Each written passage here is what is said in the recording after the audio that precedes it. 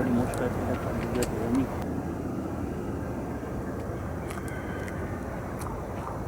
أول مشكلة لك عن الجد يعني ولكن سنة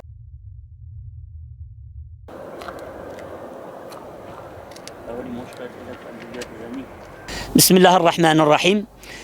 Cizre'de artan trafik yoğunluğu halkı mağdur ediyor. Büyük bir otopark artık elzemdir. İlçemiz son yıllarda hızla artan nüfusu ve buna paralel olarak çoğalan araç sayısı nedeniyle ciddi bir trafik sorunuyla karşı karşıyadır.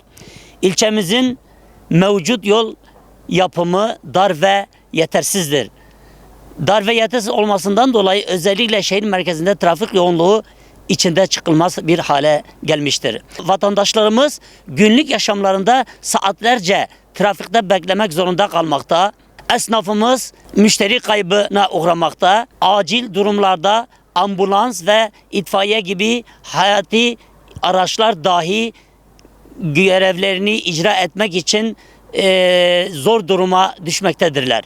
Plansız araç parkları, yol kenarına gelişi güzel bırakılan araçlar hakikaten trafik güvenliğini tehdit etmekte, halkımızı ciddi anlamda mağdur etmekte. Cizre İlçe Hüdapar Teşkilatı olarak açıkça ifade ediyoruz ki bu sorunun en önemli çözümlerden biri ilçe merkezinde büyük ve modern bir otoparkın ivedilikle yapılmasıdır.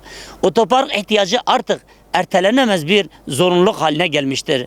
Bu adım atılmadığı sürece trafik çilesi her geçen gün daha da artacak, halkımız daha da sabrı zorlanacaktır. Yetkili kurum ve yöneticilere çağrımız şudur: Cizre'nin gerçek sorunlarını görmezden gelmeyin. Halkın sesine kulak verin. Trafik yoğunluğunu azaltacak kalıcı projeler hayata geçirin. Büyük bir otopark projesi Cizre'mizin nefes almasını sağlayacak, şehir yaşamını rahatlatacaktır. Bizler Cizre halkının huzuru, güvenliği ve yaşam kalitesi için bu meselenin takipçisi olacağımızı kamuoyuna saygıyla duyururuz.